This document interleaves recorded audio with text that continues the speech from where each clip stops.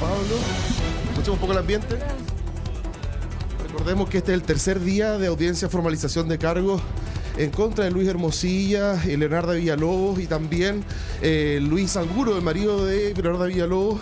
En completo silencio viene llegando Luis Hermosilla. Le vamos a consultar con respecto a los chats que tenía con distintas personas que mencionaban a Sebastián Sichel y anunció acciones legales. Escuchemos, miren. Por tráfico en la región de Aysén. ¿Usted qué relación tiene con el señor Carlos Palma, Luis? Están preguntando por su relación con un fiscal que fue dado de baja por reenviarle un audio de una causa reservada a Luis Hermosilla. Don Luis, ¿algo que decir con respecto a esa acusación? Y este fiscal que fue dado de baja por reenviarle audios de una causa reservada, una investigación reservada. También están preguntando por su relación con el ministro de la Corte Suprema, Jean-Pierre Matus. Sebastián Sichel lo trató de charlatán ayer. ¿Qué opina de eso? Sebastián Sichel lo trató de charlatán el día de ayer. ¿Qué opina usted respecto a eso? Anunció incluso acciones legales en su contra por utilizar su nombre para, lo que decía él, vender falsos reuniones o negocios para conseguir dinero. Ayer también el fiscal de la causa dijo que esta era una organización criminal, que tenía dos ramas, por así decirlo, una por el lado de los hermanos Sauer y otra por el lado de los hermanos Jalafi, y usted formaría parte de las dos. Luis, yo no insisto en mi punto, porque ayer en Tele 13 se reveló... Le preguntan también si... Le acaba de preguntar el colega Biobío si usted, según lo que hizo el fiscal, es un consejero delictivo, don Luis. De tráfico.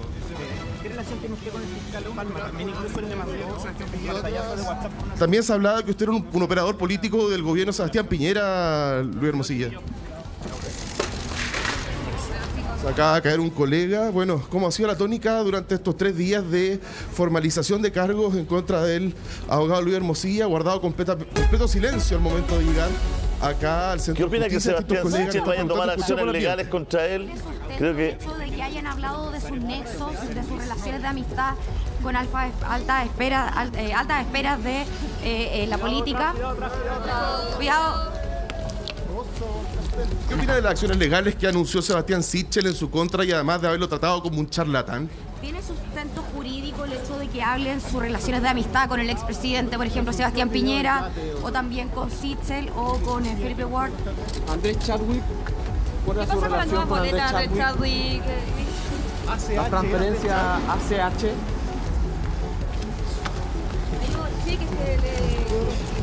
Le preguntaban también por este video que se volvió a revitalizar, donde se muestra esta fiesta arriba de un yate. También le consultaban, pero bueno, ustedes están viendo, no ha querido conversar con la prensa, en completo silencio. ¿Va a hablar alguna vez después de la audiencia? ¿Va a plantear algo? ¿Lo han tratado de todo? De hecho, como consejero delictivo, entre otras cosas. De corrupción, recordemos, se le imputa delitos tributarios, también soborno, lavado de activos. Es una investigación que lidera la Fiscalía Metropolitana Oriente. ¿Va a hablar en algún momento, Luis? Regional Oriente, Lorena Parra, junto... Quizás cuando termine esta audiencia de formalización. Y también, evidentemente, con Miguel Ángel Orellana. Lo cierto es Bueno, que... estamos a pocos metros de llegar al acceso al cuarto tribunal del juzgado del crimen acá en el Centro de Justicia. Se nos estamos aproximando donde él va a tener que dejar todas sus pertenencias, lo van a revisar. ¿En ese tiempo él era abogado de Banco Estado también? Difícil, porque no. Bueno, el punto que tú tocas, Julio, porque Sebastián Sichel salió a desconocer diciendo que era un charlatán, que él jamás había aceptado una llamada ni reunirse con Luis Hermosilla, pero resulta que en el mismo año 2020, cuando es nombrado presidente del Banco Estado, ahí a través de cuestionable quizás jugada política, finalmente es Sebastián Sichel, siendo presidente del Banco Estado, quien contrata los servicios de Luis Hermosilla y su firma de abogados para asesorarlos en un ciberataque que tuvo el Banco Estado. Por lo tanto, no puede desconocer una relación, ya que tuvieron que trabajar justo en este tema, Julio. Claro, yo ayer se lo pregunto en entrevista ayer a Sebastián Sichel en la radio de Biobío, podría ser peor. Y me confirma Sebastián Sichel que era abogado del banco, que el banco tenía un staff de abogados, y pero que estaba contratado antes que él llegara, digamos. Que Hermosilla pertenecía, lo que me dice Sebastián Sichel, ayer en entrevista con la radio Bio Bio, me dice, yo no eres que lo contraté yo, estaba contratado, estaba ahí, no una persona que dependiera de mí, yo era presidente del directorio, la parte jurídica del banco. Digamos, esa es la explicación que Sebastián Sichel da, y enfático que va a tomar acciones legales en contra de Luis Hermosilla, lo trata de lo peor. Yo le pregunto si no sabían en el círculo del gobierno de Sebastián Piñera que era un charlatán, porque él lo trata de charlatán, lo trata de lo peor, pero cómo no, nadie sabía por qué, si lo tratan de charlatán, si sabían que era un charlatán, ¿por qué tenía asiento en La Moneda? ¿Por qué estaba ahí asesorando, digamos? Sí, nadie confiaba en él, porque él dice que por eso no le contesta el teléfono. Eso es lo que dice, que no le contesta el teléfono.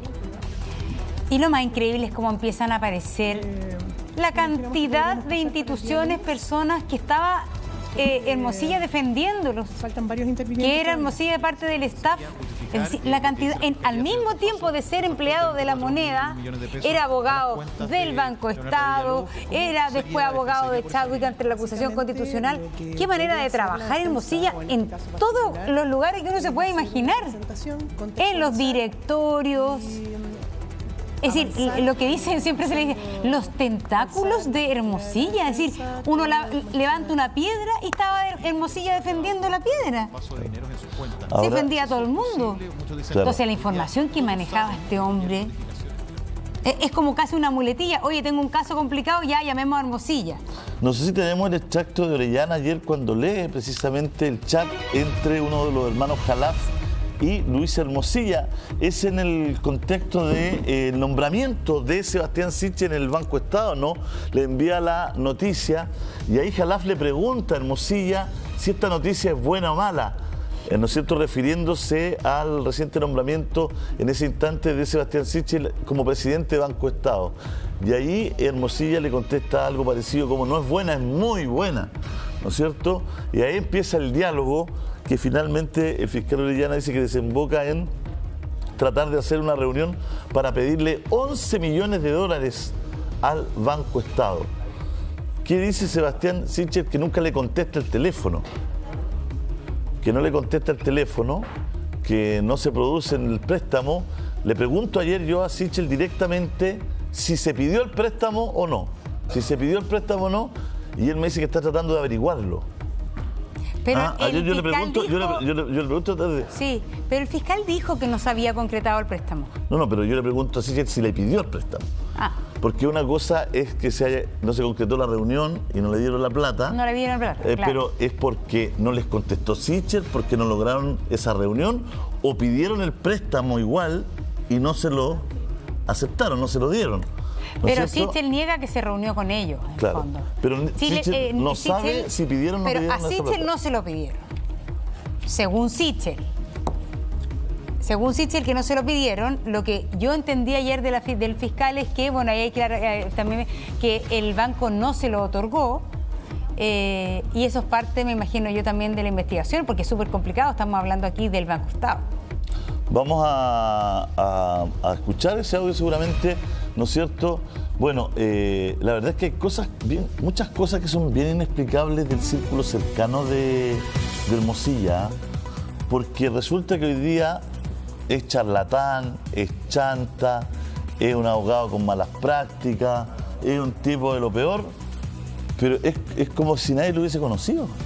Es como si de un día para otro, ¿no es cierto?, hubiese caído de Marte un personaje así y nadie sabía lo que hacía, nadie sabía. Cuando precisamente, y creo que este es el kit del asunto, cuando precisamente estaba ahí por eso. Entonces estamos asistiendo a un verdadero circo de la clase política y de la élite, donde hoy día, de manera hipócrita, en su gran mayoría, están todos escandalizados con el actuar de un señor que finalmente lo tenían así porque actuaba así.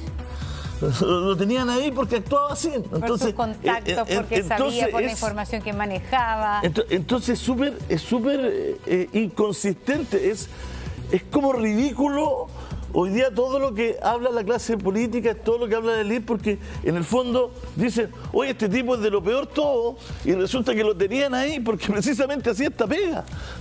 O sea, todos los chats dan cuenta de que estaba ahí. Llegó a La Moneda, ¿no? Llegó al palacio más importante porque tenía esta transversalidad y porque hacía esta pega. Y resulta que ahora saben que hacía esta pega y todos dicen, oye, que esto es lo peor. Pero ¿cómo es posible esto? Llegó 2 veces La Moneda, no fue la Buenos días. Hola, Sergio. Llegó 2 veces Luis Hermosilla a La Moneda en el primer gobierno de Sebastián Piñera como asesor legal externo, ¿no? Y se dedicó ahí básicamente a asesorar al gobierno en materias que tenían que ver con los denominados falsos exonerados. Esta arremetida del gobierno de Sebastián Piñera en su primera participación, ¿no? En que se investigó ese tema.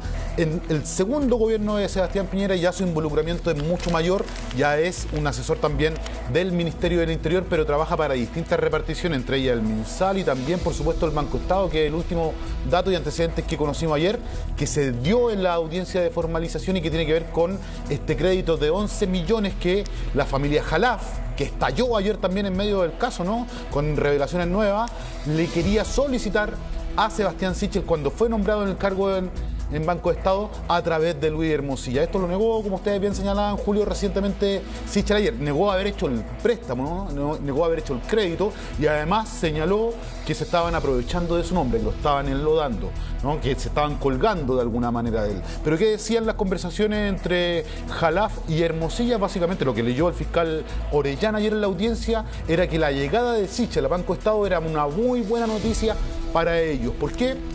Porque necesitaban plata los Khalaf. Y como Sichel llegaba al Banco de Estado, ellos esperaban, ellos creían que podían, a través de esa persona, ¿no? De Sichel, obtener crédito, una línea de crédito, y que para eso también estaba Andrés Chadwick, a quien ellos definen con las letras ACH, pero es Andrés Chadwick, intermediando también. Esas son las menciones que hacen de Sichel, Julio, en esta audiencia de formalización que continúa hoy día. Ahí estamos viendo en las imágenes cómo entra, por ejemplo, Luis Hermosilla nuevamente en esta tercera jornada de formalización a Palacio, a tribunales, digamos, ¿no? A la audiencia correspondiente. Al Centro de Justicia. Nuevamente en silencio, nuevamente sin hablar, ahora va solo. Recordemos que su hermano es su abogado, Juan Pablo Hermosilla, sumó a otros 4 abogados. Es que ya no resisten más las entradas de Juan Pablo Hermosilla como cura, hablando de la transparencia, del bien, de la paz y toda la cuestión, porque de verdad que ya... Es que eso te quería mencionar.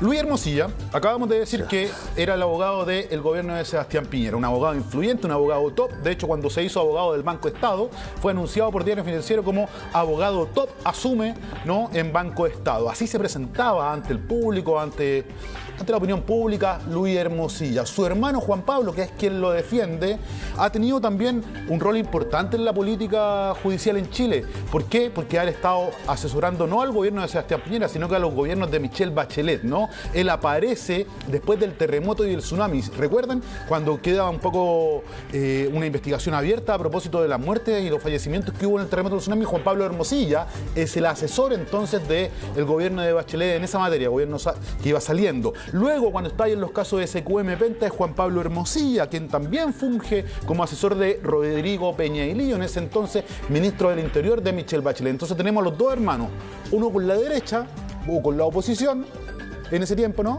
Y otro con la izquierda o con la concertación, oficialismo en ese momento. En el fondo están los dos Hermosillas ocupando sus redes de contactos para asesorar a los gobiernos, para representar también a los gobiernos y para después asumir casos como abogados patrocinantes, ¿no? De estas mismas personas allegadas a los gobiernos, ministros, acusaciones constitucionales. En el fondo eran los dos abogados más influyentes, uno en cada lado, repartidos, ¿no? Y el padre de ellos también tiene una historia igual es bien impresionante llamativa. Que contamos, ¿no es cierto?, que Nuraldín Hermosilla también es un personaje conocidísimo de la plaza, que él es el que empieza aparentemente la relación con los Khalaf.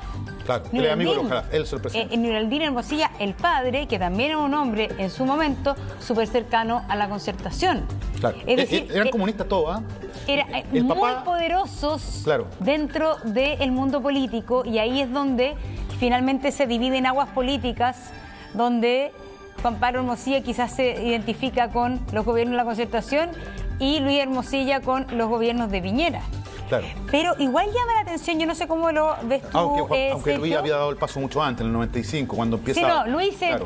claro, sí, antes de la... Cuando empieza a defender a la familia de Jaime Guzmán... Es el abogado de Jaime Guzmán. De hecho, él viaja a Brasil en algún momento, Luis Hermosilla, así, de este calibre era Luis Hermosilla. Viaja a Brasil a entrevistarse con el comandante Ramiro, que estaba preso en Brasil. Ahora ya está en Chile, fue extraditado, ¿no? Pero estaba preso en Brasil por el secuestro de Washington Oliveto, allá el publicista, buscado en toda Latinoamérica por el asesinato de Jaime Guzmán. Fue uno de los 4 que se escapó de la cárcel de alta seguridad en helicóptero en el 94, ¿no? Ese es el comandante Ramiro. Fue Luis Hermosilla entonces a juntarse con él, a ofrecerle traerlo a Chile, a extraditarlo a Chile si es que él colaboraba con el esclarecimiento de los otros cómplices del asesinato de Guzmán. Ese nivel de injerencia tenía, es decir, una persona que había militado en el Partido Comunista, terminó representando a la familia de Jaime Guzmán, viajando a Brasil para traer al asesino de Guzmán a Chile.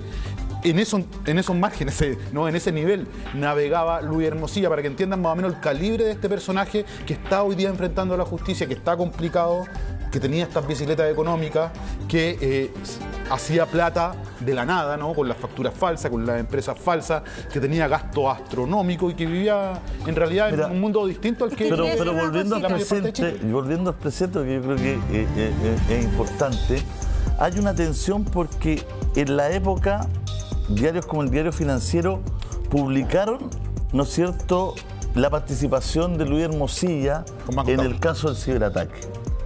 ¿Y qué es lo que publicaba el Diario Financiero en su momento? Y aquí es donde tenemos que ver si el Diario Financiero hizo una nota completamente errada o Sebastián Sichel hoy día se está desmarcando y descartando, porque yo ayer se lo pregunto, pero así a la vena. ¿Usted contrató a Luis Hermosilla para defender al Banco Estado, como dicen, o es mentira? Y él me dice que él no tiene nada que ver, que ya estaba contratado y que él no tenía nada que ver. Pero según el reportaje, ¿no es cierto?, el Diario Financiero de la época dice: el Banco Estatal presidido por Sebastián Sichel contrató los servicios del destacado abogado penalista Luis Hermosilla, quien comandará la querella por sabotaje informático que presentó la institución en el 7º Juzgado de Garantía de Santiago. El conocido penalista llegó a hacerse cargo de la querella luego de que el abogado jefe de la defensa judicial de Banco Estado, Marcelo Dávico, delegó su poder para representar a la firma en esta causa. Ahí está el reportaje del Diario Financiero. Sichel en ese momento no desmintió esa nota, no dijo nada, digamos, ¿no? Ahora entonces es contradictorio lo que te dijo ayer de que pertenecía ya al staff jurídico del Banco Estado previamente a que él llegara como director del banco. Claro, eso es lo que te dijo ayer. Claro. Puede estar en un error el Diario Financiero de la época. Ajá. Porque ayer Sichel en la entrevista me dice: el hombre ya estaba. Seguro. Y me tiró una cuña que era bien especial, que de quiero sorprende porque Hermosilla trabajaba con Banco Estado, Banco Chile, Banco... No sé, me nombró como 4 bancos más. Pero el Banco Estado es lo único que es público que que tiene decisiones políticas respecto de por qué Sichel llega a ser presidente del Banco Estado. Porque lo pone ahí el gobierno, ¿no? Al gobierno no pone al presidente del Banco de Chile, al BCI, qué sé yo, a los bancos que usted conoce privados. Ponen el Banco Estado porque es un cargo político técnico y eso lo hemos sabido toda la vida. Y por lo tanto, cuando llega Sichel ahí, ven una oportunidad de estas personas. Son como las pirañas, ¿no? Que en el fondo dicen: ¿a quién ponen a cargo de la plata? Bueno, veamos si podemos entonces entrarle a él. Al parecer esto no cursó, y Sichel lo ha salido a decir varias veces, pero también tiene que ser completamente abierto en la transparencia y decir si es que efectivamente Hermosilla era parte habitual del staff, como yo entiendo que lo trata de mencionar, o si es que lo contrató directamente. Si lo contrató directamente, bueno, habría que preguntarse por qué Hermosilla acá tenía el Banco contrato. Estado tiene que hablar.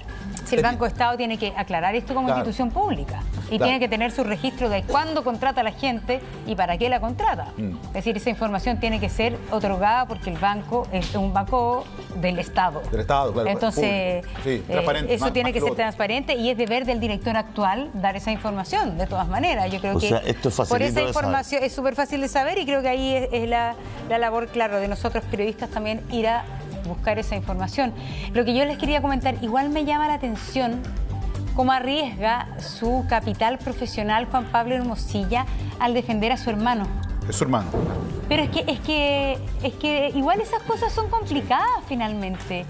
si yo fuese abogado, mi hermano está en problemas, no sé si es ni la mejor estrategia profesional ni la mejor estrategia personal defender a tu hermano. Es decir, tú puedes poner a un gran abogado defendiendo a tu hermano, pero es bien... Carlos Gajardo se integra en nuestra conversación. A mí me llama la atención cómo se toma una decisión de este tipo, porque siento que Juan Pablo Hermosilla arriesga harto en esta defensa de su hermano. Y a mí no me gustan las cosas familiares cuando son este tipo de cosas. Encuentro que incluso a ti como eventual culpable, como inculpado, como formalizado, también te complica que el que te defienda sea su hermano. Fíjate, o sea, hay hartos abogados buenos como Juan Pablo Hermosilla. Fíjate, Monse, que hay una frase para esto que se puede aplicar, ¿no? Que cuando uno se defiende a sí mismo, que podría hacer, ¿no? Existe el derecho. Y la frase dice, el que se defiende a sí mismo tiene un estúpido como abogado y un tonto por cliente, digamos, ¿no? Para decir que es una mala idea, es una mala decisión. Sobre todo porque ejercer la profesión exige tener cierta frialdad. Un poquito como el médico, ¿no? Yo creo que sería mala idea que un médico operara a su propio hijo, que un médico operara a su papá, porque tienes que tener frialdad para tomar decisiones, y yo coincido que en general eso no pasa cuando hay un vínculo afectivo tan cercano, y por eso es que en general no es tan común que esto suceda. Bueno, tomaron esta decisión de que el abogado sea Juan Pablo Hermosilla, pero efectivamente yo coincido que hay muchas cosas en que uno va a costar decir algo cuando en verdad es su hermano, ¿no es cierto? Aunque quizás también no hubo tantos abogados interesados en tomar esta defensa. Hay que pensar que es una defensa que de alguna manera ensucia, ¿no? Hay que ver cómo se toma esa decisión. ¿Tú crees que le habría costado a Luis Hermosilla encontrar un buen abogado? Yo creo que lo comentábamos ayer acá, ¿no es cierto? Luis Hermosilla hasta antes del 14 de noviembre del año 2023 era un reputado abogado de la plaza, acostumbraba a enviar cartas, tener opiniones, firmando con otro conjunto de abogados muy destacados. Y yo a ninguno de esos abogados hoy día lo he visto levantar un dedo para decir algo en favor de Luis Hermosilla, ¿no? Hoy día como que todos tratan de estar muy lejitos de él. Bueno, la verdad es que yo creo que lo de Juan Pablo Hermosilla también es muy comunicacional, ¿no es cierto? Es también mover una pieza comunicacional, es una persona que tiene un prestigio, tiene una fundación, trabaja en casos que han sido de mucha connotación pública. Él ha tenido una actitud, bueno, hoy día no llegó, porque yo creo que un tercer día hablando de lo mismo, después de todo lo que se ha sabido, ya no calza en ese sentido encuentro inteligente, porque los 2 primeros días él dijo voy a contestar todo, contestó todo, es muy tranquilo, él dice la transparencia, lo importante es que se sepa, queremos que usted esté tranquilo, que usted de acá, queremos que se sepa todo, queremos si hay delitos que se sepan. O sea, él tiene una posición que es muy comunicacional más que jurídica. Finalmente yo no voy a hablar, él trata súper bien a los colegas de la Fiscalía, dice yo no quiero hablar porque ¿qué van a decir los colegas de la Fiscalía? Ellos no han terminado todavía, no podemos responder. O sea, una actitud casi sacerdotal, ¿no es cierto? Que tuvo durante 2 días, que ante la opinión pública es buena, pero es muy comunicacional. Uno entiende más o menos para dónde va a ir la defensa de Hermosilla, porque al parecer cada vez que le dicen chanta, charlatán, todo, le ayudan a su línea de defensa, ¿no? Porque yo creo que por ahí va a ir a defenderse, que eran puras bravucadas, ¿no es cierto? Todo lo que salen estos chats y que nunca ha hecho el delito. Exageraciones. Uno entiende que por ahí va, pero fíjate que de todo lo que hemos sabido, lo que uno no entiende es el comportamiento de la clase política. Porque hoy día están todos sorprendidos del comportamiento de alguien que siempre lo tuvieron, lo contrataron o pidieron su asesoría para que hiciera lo que estamos viendo que hacía. Entonces es súper extraña. Mira, yo dormí hoy día. Ya, pero yo creo que ellos se hacen los sorprendidos. Espérate, se hacen los sorprendidos. Yo creo que todos contratan a Hermosilla y uno como periodista igual decía cómo es posible esta especie como de, yo lo hablaba de promiscuidad, porque claro, eso le daba entre que era en lo público y lo privado, saltaba sin ningún problema, porque además siendo asesor de la moneda trabajaba para una cantidad de causas privadas que hasta podrían haber sido incompatibles. Pero en defensa de nadie en particular, no sé de todos.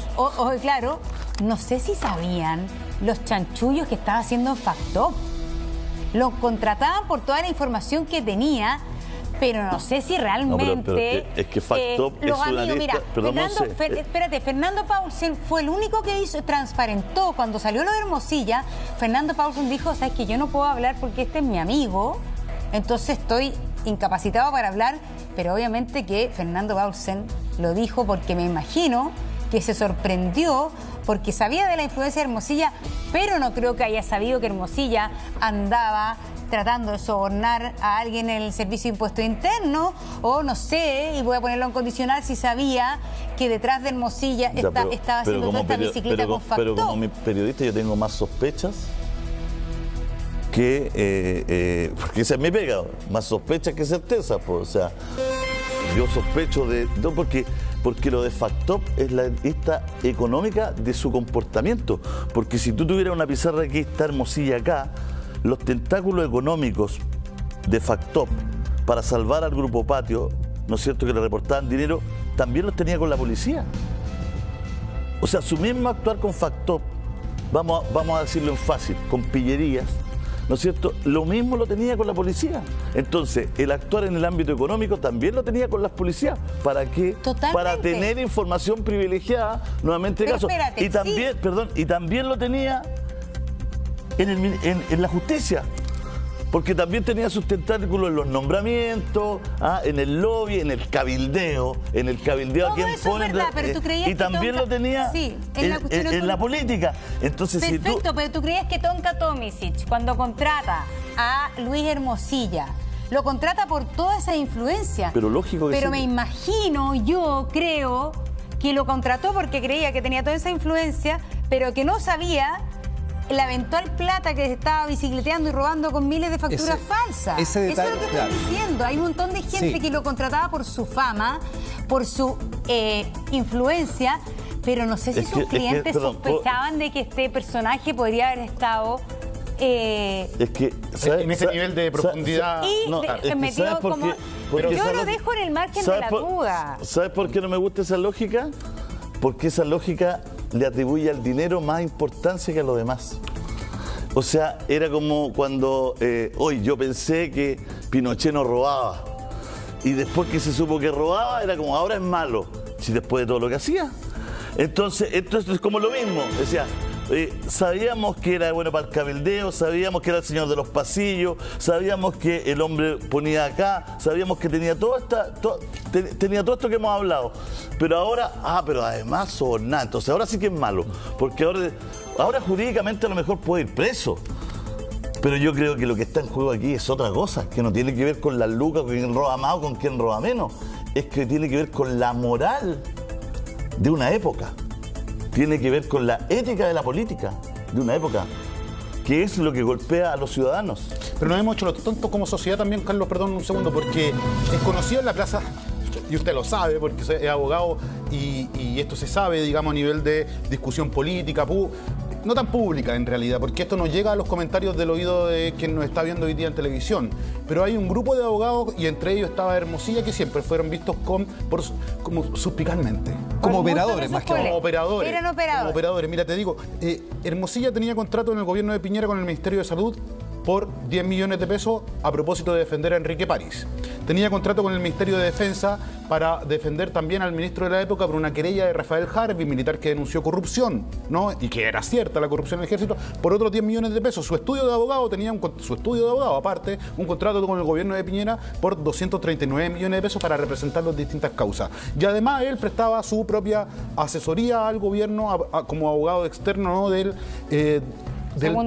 segundo piso, del Ministerio del Interior. Es decir, se estaba forrando Hermosilla con las defensas que estaba haciendo al pasado gobierno, además de tener un montón de causas privadas.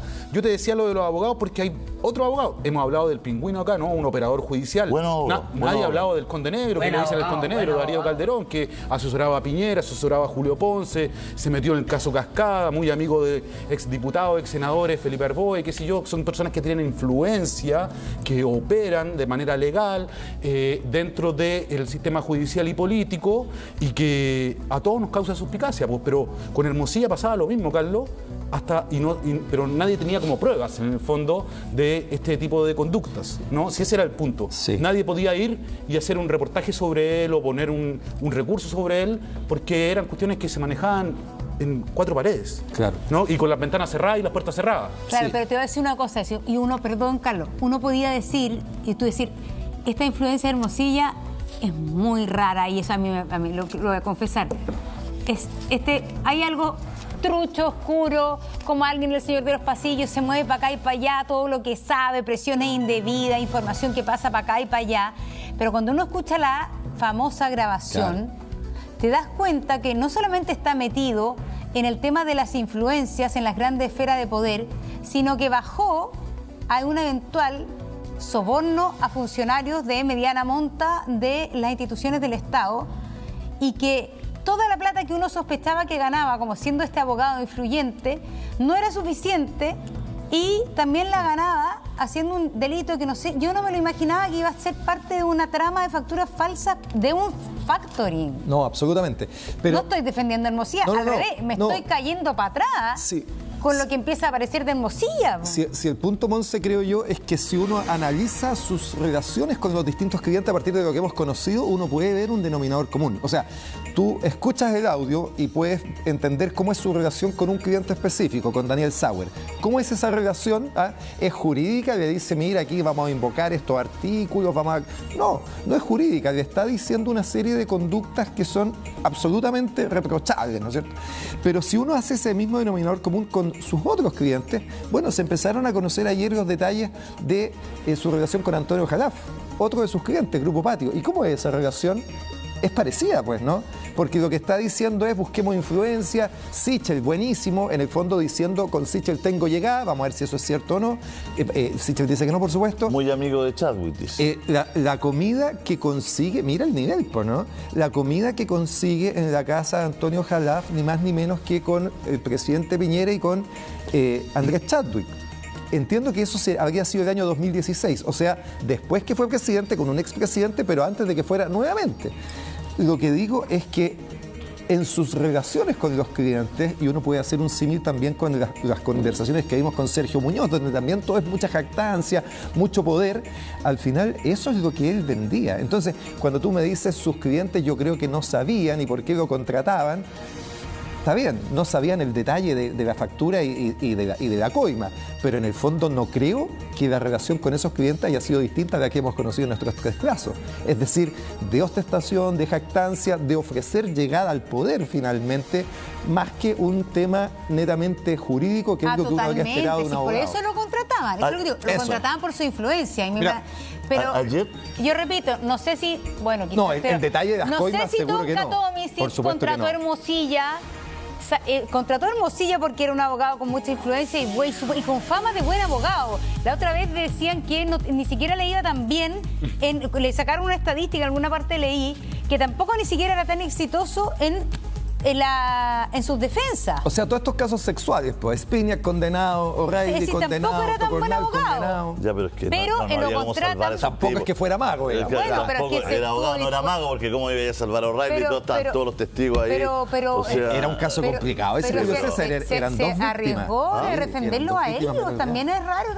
Pero eso es lo que te digo, esa gente lo contrató por sus influencias. Absolutamente. Y lo contrata porque sabe que efectivamente puede ejercer influencia indebida. Exacto. Es que entonces y en eso coincido con no se pueden Julio, hacer los desentendidos ahora, para decir, yo no sabía. Los desentendidos no, pero de verdad, ya este gallo cacha, es movido, sabe con qué juez, con qué sala, lo que hace un montón de gente y que lo hacen los fiscales y todo, tratar de cambiar de sala porque el juez de acá no nos conviene, el otro así.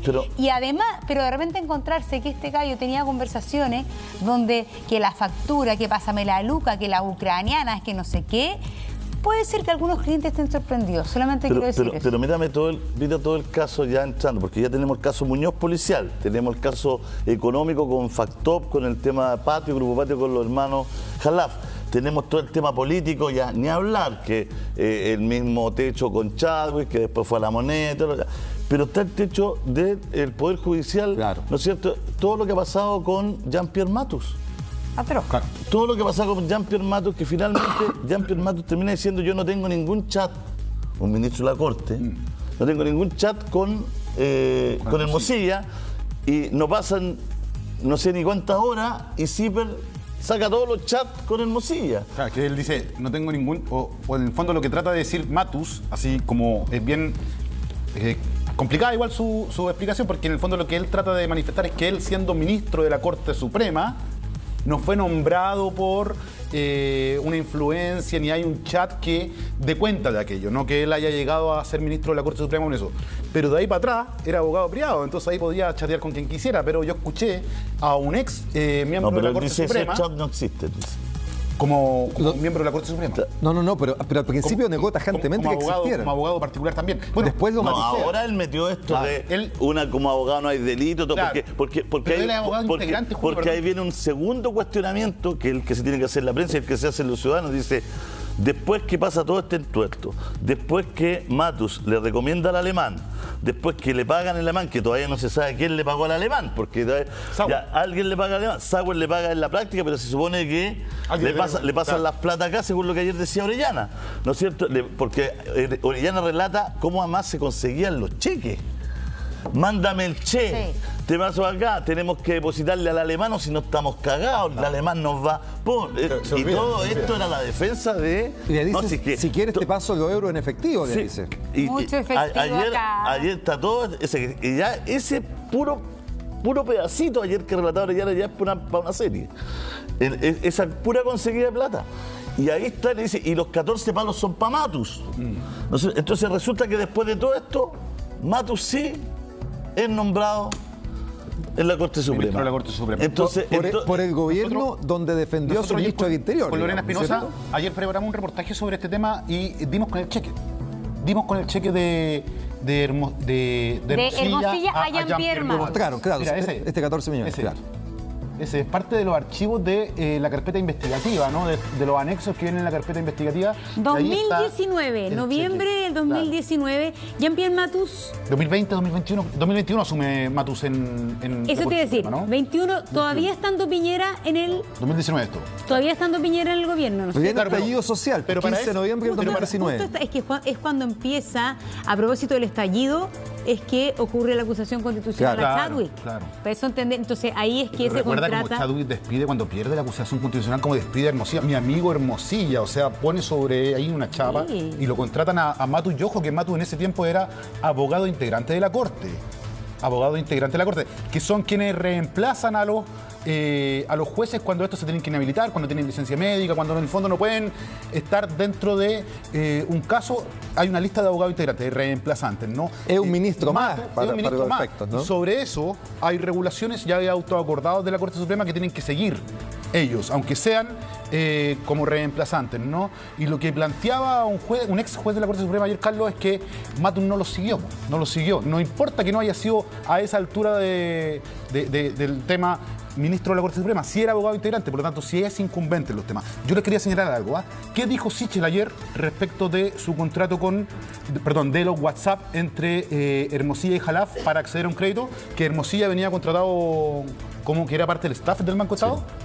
Sí, eso dijo, ¿no? Eso dijo. ¿Quieres escuchar la entrevista, no? Sí, porque yo me llegó un documento, Mira, que podría entrar en colisión con esa versión.